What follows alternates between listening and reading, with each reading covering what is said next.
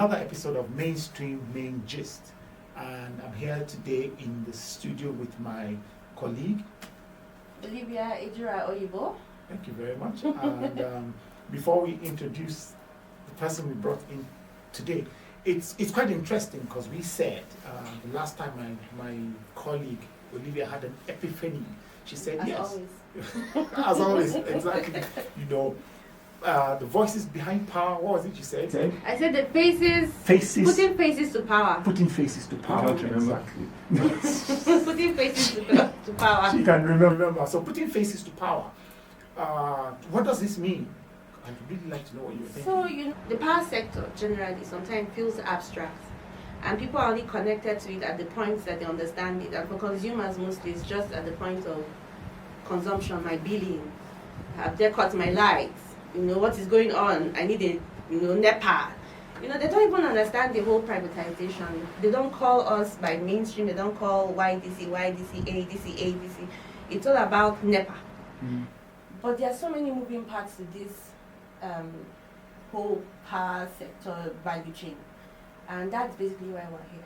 To help people make the connections. Absolutely. To let people see that there are people behind this and there are what's the word again? The drivers of the power Behind sector, the power yes. sector. And interesting, you mentioned NEPA. A lot of the generation now just know NEPA. They probably don't understand what NEPA means. Yes. For some of people of our generation. But anyway, that's by the side. So today, Faces to Power, we have brought someone who is a specialist. He's a corporate finance specialist. Yes. He deals with financing the sector. Mm-hmm. We will let him introduce himself and tell us a little bit of what he does in the power sector. Yes. All right, thank you so much, Benga and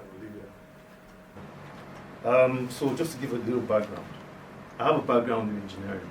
Before I worked in investment banking and commercial banking, and then I started doing corporate finance. So the idea is, unlike just knowing the financing, you also have to know the engines that you're financing.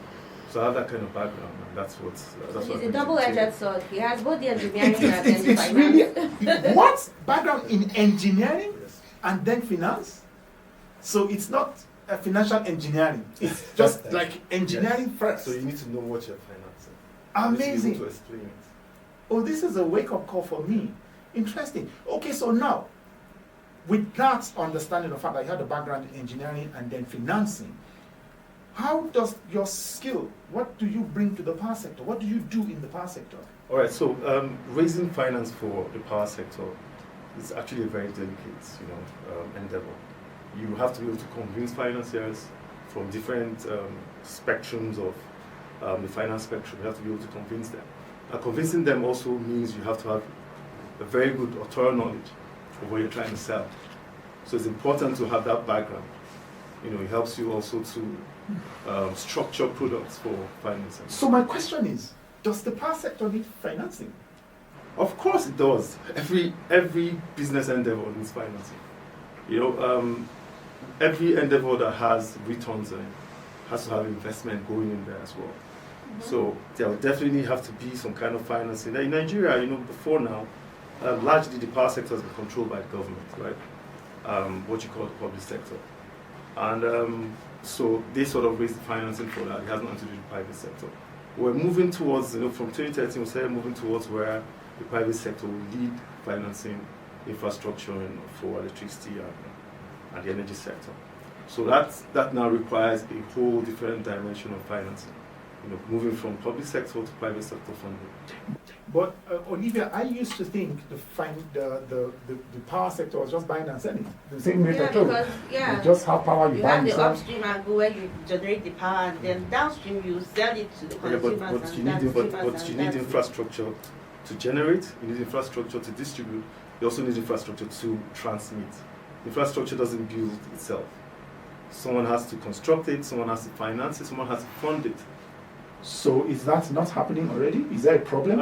Like I said, we're in the transitional stage of the electricity sector, where the government is gradually letting go its control of the sector into the private hands.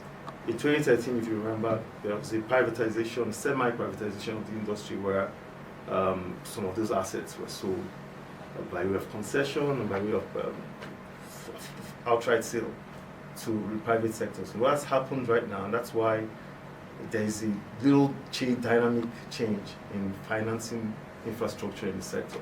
Okay. So now getting funding into this sector, what has your experience been like? Okay, so I still refer to the fact that it's a transitional state today. So funding in the sector is a little difficult. One of the reasons is because, well, I think there's a major reason, but one of the reasons is because our financial market is not as deep as we would like. So you see commercial banks, which is where largely private sector run to for funding. Commercial banks are always waiting for all sorts of collateral. And when you're looking at funding of this size, it's almost difficult to get collateral that will more or less secure the commercial banks. So that has been one of the major hindrances of financing. So are you saying the government doesn't have the finance to? What I'm saying is the funding is moving from the public sector to the private sector. So government has hitherto been financing it, raising sovereign bonds and all that to finance the infrastructure. But right now it's moving to private sector, and private sector has to go to commercial banks. Yeah. That's their source, that's their major source of funding today. Yeah. And then commercial banks, because the sector itself, the financing of the banking sector is not as deep as we would like it to be. So that's why commercial banks will require some sort of collateral or collateralizing the loans that they give to that sector, to private sector for funding assets like this. So Olivia, okay, this is new for me. I know we all know that this power sector is divided into generation, transmission, and distribution. Mm-hmm. And he has mentioned the commercial banks. Are both ends of the value chain experiencing the same thing? Are they going to the same sources? Yes. All 3 tiers of the value chain are experiencing the same thing. But the good thing is that the transmission is still in the hands of the government. So hopefully we expect that the government will be able to continue raising the funds to improve their infrastructure. The distribution side of it, I think they're even more hard hit by funding. Mm-hmm. One of the reasons is there's still a lot of losses coming down from when they supply the energy to consumers and how much they're able to collect.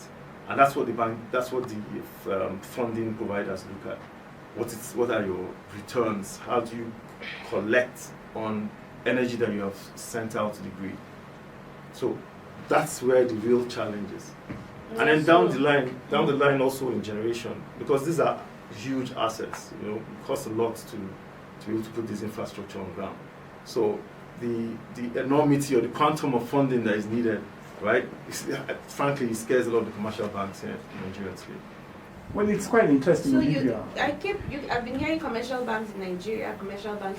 Are we looking to say offshore funding, overseas funding, investment from that angle? Are there challenges with getting that kind of funding from outside the country into the system here? Well, there's several challenges that I can tell you. One of them is when you're looking to overseas funding, you're looking at funding in the currency that we don't use in Nigeria. Mm-hmm. Probably in USD or Euro, whatever it is. So the real risk there is the exchange rate risk.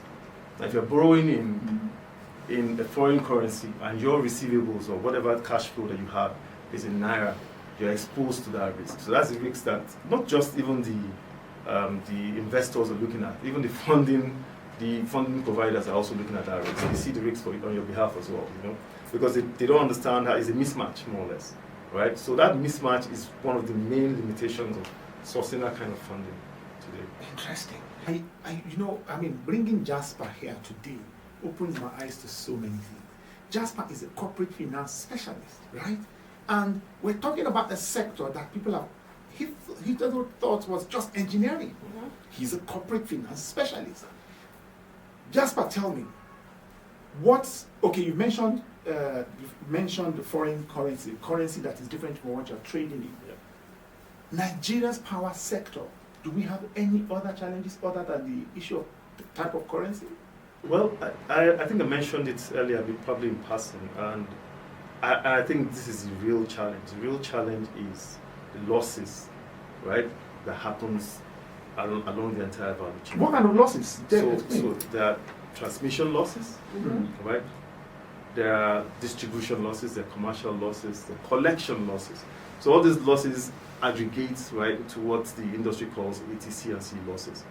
And in most cases, those losses are over 50%. So what that means is Wow. you're sending, say, 100% quantum of energy to the market, and only 50% Only of payment is 50% coming back. back. So that's the real major problem. So why would I want to continue business if I lose 50%? So that's why And that's why, as a More commercial funding. bank now, I think that is where they are coming from. That's why You have more to- funding has to flow into the sector. So the Yeah. funding has to be targeted at reducing those losses. It's very complicated, really, but I think we can also break it down into smaller parts so it's easier to understand. So funding goes into the distribution sector to reduce those losses, right? Once you reduce those losses, now we have a quantum of energy today that's flowing along the grid. What we need to do is reduce the losses from the distribution side of it. Once you can do that and you can get maybe 100% of collections coming back, then it makes it easier for investment to now go into generation, into transmission, to start improving or expanding the infrastructure that we have for that. Yes. We talk about improving distribution aspects so that the funding works and then the process is enhanced. But then there's also the mindset to it from the consumers. There's a percentage of Nigerians who believe that electricity is a social commodity and shouldn't be paid for.